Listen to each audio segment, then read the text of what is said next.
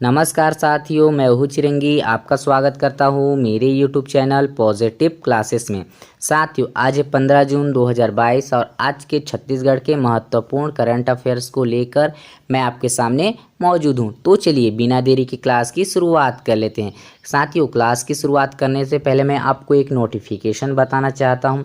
यदि आप हमारे इस वीडियो का PDF पाना चाहते हैं तो आपको हमारे इस वीडियो के डिस्क्रिप्शन में हमारा टेलीग्राम लिंक मिल जाएगा। आप हमारे टेलीग्राम लिंक में ज्वाइन करके इस वीडियो के PDF प्राप्त कर सकते हैं। साथियों, अब हम क्लास की शुरुआत कर लेते हैं और क्लास की शुरुआत करने से पहले हम हमेशा की तरह एक मोटिवेशन थॉट के बारे में बात करेंगे। और आज का मोटिवेशन थॉट इस प्रकार है: दर्द गम डर जो भी है बस तेरे अंदर है, खुद के बनाए पिंजरे से निकल कर देख, तू भी एक सिकंदर है। साथियों, अब हम क्लास की शुरुआत कर लेते हैं और आपके सामने पहला प्रश्न पूछा जा रहा है। National power weight lifting championship 2022 का आयोजन कहाँ पर हुआ था? इसके लिए ऑप्शन दिए हुए हैं। Option number 1 Ranchi, option number 2 Haryana, option number 3 Kolkata, option number 4 Raipur. इसका सही आंसर हो जाएगा ऑप्शन नंबर 3 कोलकाता। यानी नेशनल पावर लिफ्टिंग चैंपियनशिप 2022 का आयोजन कहाँ पर हुआ था? तो यह कोलकाता में हुआ था। और कोलकाता आपके कौन से राज्य में पड़ता है? तो यह आपको पश्चिम बंगाल में पड़ता है। साथियों, अब हम इस क्वेश्चन की डिटेल एनालिसिस करेंगे। तो आप हेडिंग डाल लीजिएगा national power weight lifting championship 2022। इनसे कुछ की पॉइंट्स हैं, उन की पॉइंट्स को आपको नोट्स करने हैं। पहला point, national power weight lifting championship का आयोजन कहाँ पर हुआ था? तो इसका आयोजन कोलकाता में हुआ था। और कोलकाता आपके कौन से राज्य में पड़ता है? तो ये पश्चिम बंगाल में पड़ता है। दूसरा प्रश्न, national power weight lifting championship में क्या हुआ है कि छत्तीसगढ़ से 5 लोगों ने स्वर्ण पदक जीते हैं। कौन से पदक? स्वर्ण पदक जीते हैं। तो वे कौन कौन है, उनका नाम देख लेते हैं। पहला नाम है रत्ना साम्या जी का, जिन्होंने 58 किलो भार उठाकर स्वर्ण पदक जीती हैं। दूसरा नाम है संजीदा खातून का, इन्होंने 210 किलो उठाकर स्वर्ण पदक जीते हैं। तीसरा नाम है वर्षा सूर्यवंशी का, इन्होंने 72 किलो भार उठाकर स्वर्ण पदक जीता है। चौथा नाम है संजीव कुमार हाप का एंड पांचवा नाम है दिवस प्रसाद का। साथियों, इतना पॉइंट्स आप याद रखिएगा। साथियों, खेलों से संबंधित कुछ महत्वपूर्ण प्रश्न भी हैं, उन महत्वपूर्ण प्रश्नों को भी हल कर लेते हैं।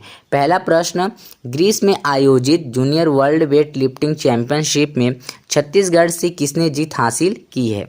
इसका आंसर हो जाएगा ज्ञानेश्वरी यादव जी ने। और ज्ञानेश्वरी यादव जी छत्तीसगढ़ के कौन से जिले से बिलोंग्स करती हैं?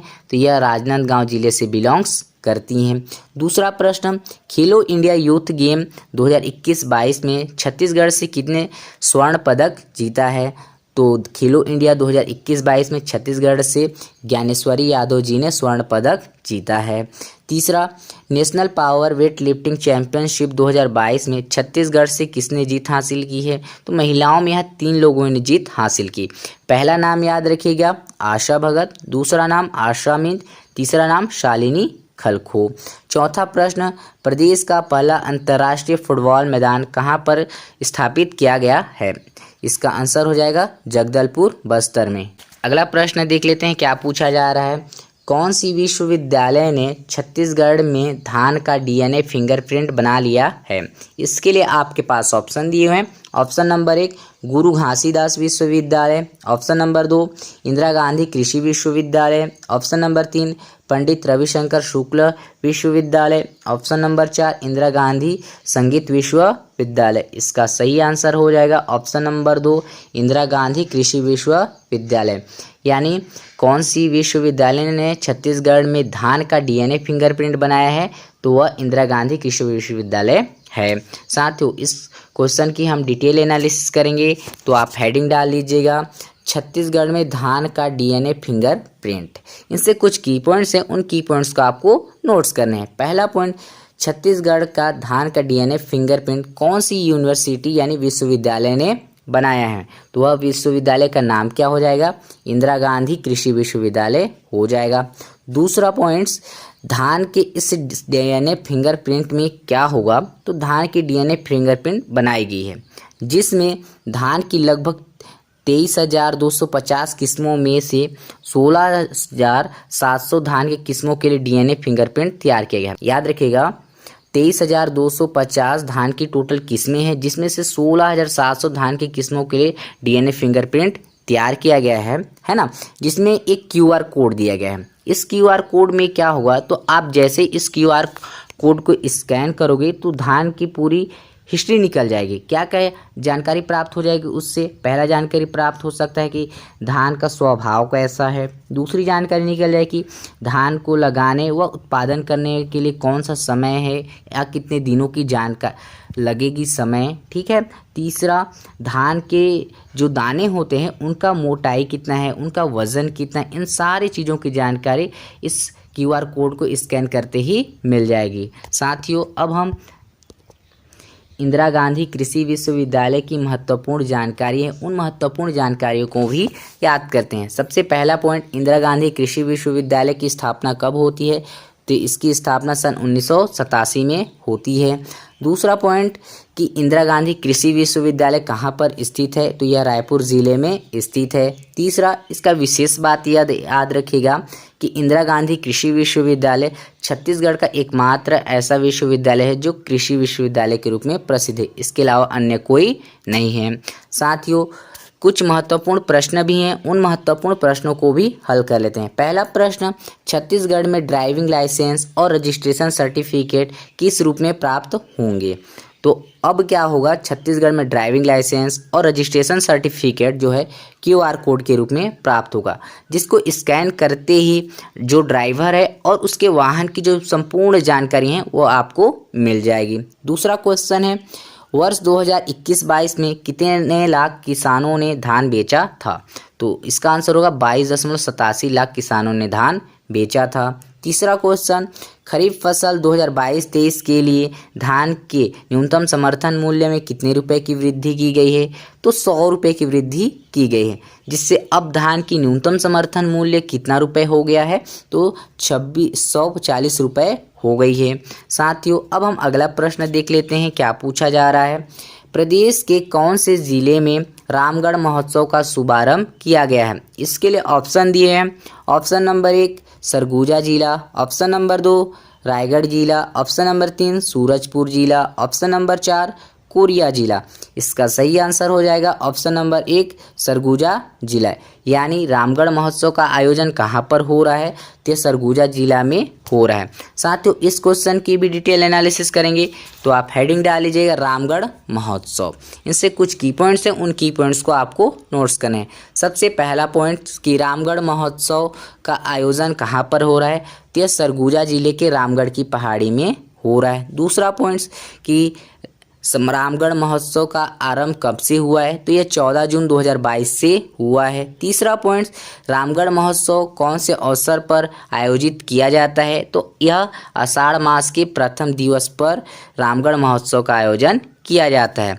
साथियों, अब हम रामगढ़ की पहाड़ी में आए हैं, तो रामगढ़ की पहाड़ी से कुछ बेसिक जानकारियाँ बनती हैं। उन बेसिक जानकारी के कुछ की पॉइंट्स हैं, उनको नोट्स कर लेते हैं। पहला पॉइंट्स है कि रामगढ़ की पहाड़ी कौन से ज़िले में स्थित है? तो यह सरगुजा जिला में स्थित है। दूसरा पॉइंट, रामगढ़ की पहाड़ियों का खोज किसने किया था?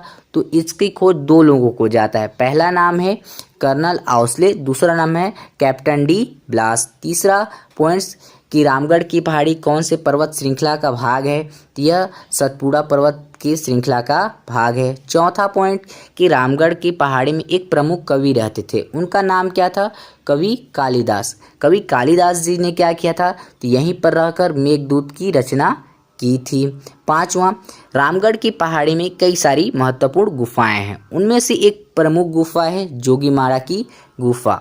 यह जोगीमारा की गुफा शैल चित्रों के लिए प्रसिद्ध है, जिसके कारण जोगीमारा गुफा को भारतीय कला का वरुण मंदिर भी कहते हैं।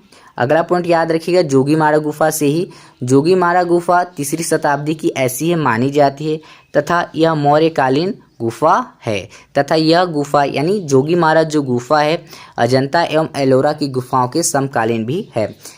जोगीमारा गुफा के अलावा अन्य भी कई गुफाएं हैं, जैसे है हाथी गुफा जिसे प्राचीनतम नाट्यशाला भी कहा जाता है। तीसरा है सीता वेंगरा, चौथा है लक्ष्मण बेंगरा। तो इतना की पॉइंट्स आप रामगढ़ की पहाड़ी से याद रखिएगा। साथियों अब कुछ महत्वपूर्ण प्रश्न भी हैं, उन महत्वपूर्ण प्रश्नों को भी हल कर लेते हैं। पहला प्रश्न है, अभी हाल ही में भगवान श्री राम की 50 फीट ऊंची प्रतिमा कहाँ पर स्थापित किया गया है? तो अभी हाल ही की बात है, भगवान श्री राम जी की 50 फीट ऊंची प्रतिमा लगाई जा रही है। कहाँ पर लगाई जा रही है? तो यह भी रामगढ़ की पहाड़ी में लगाई जा रही है। और किसकी मदद से लगाई जा रही है? तो यह छत्तीसगढ़ पर्यटन एवं वन विभाग के द्वारा भगवान श्री राम जी की 50 फीट ऊंची प्रतिमा लगाई जा रही है। दूसरा प्रश्न है, सीतामढ़ी हर चौका कौन से जिले में स्थित है? तो यह कोरिया जिला में स्थित है। तीसरा प्रश्न, हाल ही में कौन से स्थल को राम वनगमन पथ में जोड़ा गया है? तो आरंग रायपुर को जोड़ा गया है। साथियों अब हम अगला प्रश्न देख लेते हैं, प्रदेश में संत कबीरदास जी की जयंती कब मनाई गई? इसके लिए ऑप्शन दिए हैं। ऑप्शन नंबर 1 13 जून, ऑप्शन नंबर 2 14 जून, ऑप्शन नंबर 3 15 जून, ऑप्शन नंबर 4 11 जून। इसका सही आंसर हो जाएगा ऑप्शन नंबर 2 14 जून। साथियों इस क्वेश्चन की भी डिटेल एनालिसिस करेंगे, तो आप हेडिंग डाल लीजिएगा संत कबीरदास जी की जयंती। पहला पॉइंट, कब मनाई जा रही? तो यह 14 जून 2022 को मनाई गई। और संत कबीरदास जी की जयंती क्यों बनाई गई? तो संत कबीरदास जी ने सामाजिक कुरीतियाँ, धार्मिक पाखंड और रूढ़िवादिता का विरोध किया था। यानी समाज में जो बुराइयां थीं उन बुराइयों का उन्होंने विरोध प्रदर्शन किया था और समाज सुधारक के रूप में बहुत सारे कार्य किए थे, जिसके कारण संत कबीरदास जी की जयंती बनाई जा रही है। साथियों इतना पॉइंट्स आप याद रख लीजिएगा, ठीक है।